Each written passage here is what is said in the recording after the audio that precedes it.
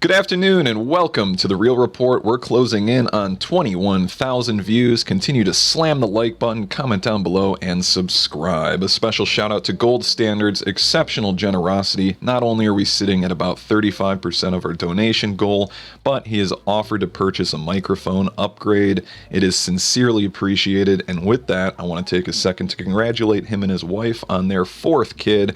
I wish you both and all of your family all the health, wealth, wisdom, and happiness life has to offer. Now, getting into the information, I've got B-roll footage playing in the back in an experiment. I want to see how this impacts views. We're going to be talking about the coming food shortages, specifically wheat, poultry, and other grains, from the Midwest drought to the culling of birds in Britain, rice in India, and of course, Russia-Ukraine's grain basket of the world. So without further ado, record high, 75% of U.S. winter wheat suffers from drought. La Nina has returned for the third consecutive winter, allowing for drier than average conditions across America's crop belt. Fertilizer is, quote, evaporating from the soil and plants are struggling to emerge from the ground. Data shows drought is intensifying across the western half of the United States. As for winter wheat, nearly 75% of the crop areas are in a drought, the highest level in decades. Farmers, who typically spread chemical fertilizer on their fields in the winter to allow the soil to replenish with nutrients ahead of the spring growing season, are pulling back because of the fear it will just evaporate. Farmers who produce wheat, corn in the southwestern part of the state said he'd planted about 4,000 acres of winter wheat, but only expects to harvest maybe 1,500 because of the severe drought. That's obviously less than half. When it's this dry, you don't know if it will sprout, die, or come up next year, he added. The lack of moisture indicates that some plants may not even sprout until spring, jeopardizing not only yields, but throwing off timing. Grain production areas experiencing drought include spring wheat, winter wheat, soybeans, and corn, all ranging from 70 to 75% of the regions in drought, and disrupting farmers from spreading critical fertilizer in the fields ahead of the next growing season. This could dent harvests at the end of 2023. The UN Office for the Coordination of Humanitarian Affairs stated something interesting. Now, this is a quote, again, from the United Nations Humanitarian Affairs. El Nino and La Nina are naturally occurring climate patterns, and humans have no direct ability to influence their onset, intensity, or duration. Again, that's from the UN. So I just found that to be interesting. And your holiday dinner is in trouble. Turkey, crab, and even butter are facing shortages and price hikes. Thanksgiving this year, you're going to experience shortages to make the birds both scarce and expensive. For now, turkey farmers have seen major increases in costs, including food, fuel, and fertilizer, due to inflation and supply chain issues. A particularly bad strain of avian flu is also a major problem, which we're going to talk about more. More than 6 million turkeys have died from the disease in 2022 alone, and the turkey shortages were foreseeable. And they said in this article, few predicted that even more of our beloved celebration foods would come under threat this holiday season. Well, I believe this is my 60-second video, and about 12 of those we've covered food shortages. So if you guys have been here since the beginning, congratulations, because you've been in the know. And if any of the info has helped you out, again, hit the like button. And of course, Alaska's snow crab harvest has essentially disappeared. Blue crab population in the Chesapeake Bay have also dwindled to their lowest level in, guess what, 30 years. You know, it's always the worst data, the worst inflation, the worst everything, 30, 40, 50, 60 years. Things are not looking like it's just going to be another 2008 situation. Also, milk prices to rise because of labor costs for milk producers. Also, butter costs have increased substantially. So thank you, Rob, to that other donation. I will be buying another pound of butter. The USDA officials aren't expecting a full-blown shortage. However, they're asking that folks who are worried about not having enough butter only buy what they need, as a rush of panic buying would certainly spur shortages. So we're not in a shortage, but we are. You can only buy a pound. Haha. But perhaps instead of turkey this year, they say in the article, you should finally consider going vegan and roasting up a Tofurkey or giant head of cauliflower. No thanks. I will stick to meat. Montgomery Area Food Bank navigates food shortages and growing demand as, of course, inflation rages and people can no longer afford everything at the grocery store. And here's an interesting breakdown. Just like you may struggle to find certain foods at the grocery store, Montgomery Area Food Bank is facing a similar challenge. Last year, they said they pushed through 26 million pounds of food across about 35 counties. Food sourcing operations include some from the USDA, government programs, and sometimes it's shared between food banks. However, they get up to half of their product from store donations. Without those grocery stores' donations, and without the distribution centers, they simply can't have an impact on the community. So it's definitely going to trickle down. If you guys can't find what you're looking for in the store, just know that that's also not going to be found at the food banks. Transportation and labor issues are also a culminating factor. And the USDA told us that at the beginning of the year, there's just not as much food in the system. There's not as much excess to go around, they said. So that is unfortunate. Continue to stock up, continue to prepare. At the worst case, only buy what you eat so that you will use it. Indonesia building rice stocks amid inflation. However, it's not exactly like China's war footing where they sucked up all of the food they possibly could, which leads me to believe that they're either predicted everything we're going through, or they are going to invade Taiwan, one of the two, or both. But Indonesia is striving for about 1% of what China has stocked up. Indonesia is striving to reach 1.2 million tons of rice reserves by the end of the year. However, that's only enough to meet 3.9% of domestic demand.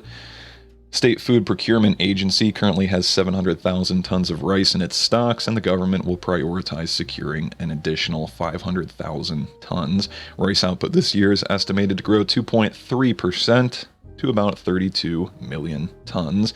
To ensure price stability at a time of soaring inflation, the annual inflation rate at Southeast Asia's biggest economy reached a 7-year high of 6%, with volatile food inflation at over 9%. And I can tell you from going to the grocery store yesterday, food inflation, especially in the United States, is exponentially higher because everything I buy quite literally has doubled my grocery bill, and that's even at Aldi's. And of course, Enterprise plans to secure food stocks of 11 staple foods, including rice, corn, soybeans, shallots, chili, sugar for households, cooking oil, some meat, and some fish. Speaking of meat, all poultry and captive birds in England ordered to be kept indoors as bird flu measures stepped up. The United Kingdom's chief veterinary officer says England is facing the largest ever outbreak of bird flu. The measures apply to flocks of a few birds to thousands. Orders to keep all captive birds and poultry indoors are being extended across the whole of England from next week. And of course, if you've ever read anything on avian flu, measures from locking them indoors to culling them are widely debated, to say the least. New rules come into force at 1 minute past midnight on Monday, the 7th of November, giving owners 1 week to prepare. National risk of bird flu in wild birds was raised to very high, and the whole of Great Britain was made a bird flu prevention zone about 2 weeks ago. From the chief veterinary officer said, quote, "We are now facing this year the largest ever outbreak of bird flu and are seeing rapid escalation in the number of cases on commercial farms and in backyard birds across England." She said the measures apply to all bird owners, whether they keep a few birds or thousands. Housing alone, however, will not protect birds. They're admitting that. And all keepers must still follow, of course, the other enhanced biosecurity measures, which were brought in earlier this month to help prevent the disease spreading to wild birds. Restricting access for non-essential people on the site, ensuring workers change clothing and footwear before entering bird enclosures, and cleaning and disinfecting vehicles regularly. Some of the measures taken.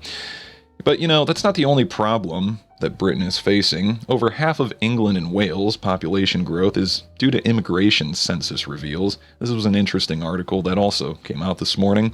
Nearly 60% of the population growth of England and Wales over the past decade is a result of immigration. Countries across Europe seeing their populations soar as a result of legal and illegal immigration. Population of England and Wales grew by 3.5 million, estimates that just shy of 60% of that population growth is due to inward migration. Wales, on the other hand, about 42.5% of the total population is from migration. Ireland saw its highest level of population growth in 15 years, with a surge being attributed to a surge in inward immigration. Germany's population has also hit a record high earlier this year, despite the fact that the number of young people in the country is now at an all-time low. The lowest number of people who are in their prime childbearing years. Just 1 in 10 people in the country of Germany aged between 15 and 25. Again, Germany's population is getting crunched, yet it's still growing at a record pace due to migrants.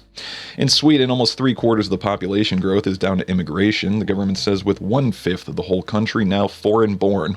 1/5 of all of Sweden are not Swedes.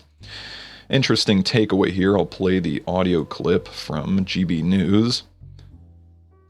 Class says, the context for what you're about to hear is that Brits struggle to pay their heating bills. The government is now trying to house illegal economic migrants in hotels located in prime tourist areas, including a 4-star hotel in the center of Ipswich, described as luxurious. Apologies if I butchered that pronunciation, but listen here, because this is exactly what's happening in New York in the United States as well, but this is in Britain. why don't the government sue the French government for allowing illegal immigrants into the Channel using ECHR? That's a very complicated question. We can't sue the French government. After all, we've given the French government hundreds of millions of pounds to police better, to fence better, to stop vast numbers coming. And it's so easy to give the French a kicking. It's all the French's fault. They don't care. But actually, as I've said again and again, the 70 miles of beach off which those boats are launching, there are hundreds of square miles of sand dunes. To stop any boat from launching, you would need tens of thousands of men and actually a budget of billions, all right? The reason people are coming is not because the French don't stop them, but because they see this as the land of 4-star hotels and the land of milk and honey. Let's move on. So there you have it. A lot of their problems are due to the fact that they are treating these people better than their own citizens. So there's quite literally no incentive to not make your way to Britain right now. Or if you're in the United States and you just cross the border, make your way to New York and you can stay in a nice 4-star hotel as well. Now, an interesting one about the bird flu, because we're going to be talking about it in the United States in the next article. Detection of bird flu. One of the ways the virus can be detected is by the, guess what, PCR test, because it's so reliable, in which nucleic acid from blood or tissue samples are analyzed for the presence of molecules specific to bird flu. As possibility of additional outbreaks, bird flu strikes Iowa egg farm with million hens. This is from last night. The unseasonable return of the avian flu, or influenza bird flu, continues to wreak havoc on the U.S. poultry industry. Iowa agriculture officials announced Monday that the first infection since April was detected at a large commercial egg-laying farm, from the AP News. A farm with 1.1 million chickens in Wright County, central Iowa, just detected the highly contagious and deadly virus. All chickens at the facility were, unfortunately, culled and disposed of to avoid spreading the disease.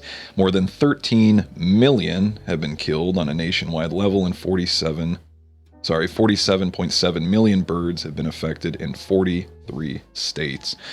With migration ongoing, we continue to emphasize the need for strict biosecurity on poultry farms and backyard flocks to help prevent and limit the spread of this destructive virus. Again, the practices to prevent them are very questionable. The culling of tens of millions of birds has dented national egg supplies, sending prices of sky-high eggs above the 2015 outbreak levels to over $3 per dozen at the supermarket. Of course, adding to breakfast inflation, and what used to be a cheap source of protein in the morning has now become expensive. An interesting one: in the 1990s, researchers created a vaccine for the bird flu. It was successful. However, it forced the virus to mutate and researchers to produce booster shots for the chickens, and the virus, of course, mutated again. Naturally, the vaccines were reformulated, and then the birds became vaccine dependent, and the researchers could not produce vaccines to keep up with the mutations, and now they have no vaccine today, so instead we just cull millions and millions and millions and millions of birds to try and stop the spread. Sound familiar to anything? And an interesting one from science.net: bird flu culling birds does not work. A mass culling of poultry to limit the spread of bird flu is not an acceptable method of control, says guess what? The United Nations Food and Agriculture Organization and the World Organization for Animal Health, the OIE. They both say it is not an acceptable method of control. The insistence follows a realization that killing large numbers of birds is unlikely to eliminate the virus. The virus is widespread and wild in domestic bird populations, meaning it will continue to reemerge no matter how many birds are killed. The organization says that for ethical, ecological, economical reasons, culling should no longer be used as a primary means of control. They are admitting that it does not work. So you have to think, if it does not work, then why are they doing it? Right there is the answer. And if you've been following me long enough, then you know exactly what I'm talking about. It is all planned. The reset, the shortages, the inconveniences, the inflation.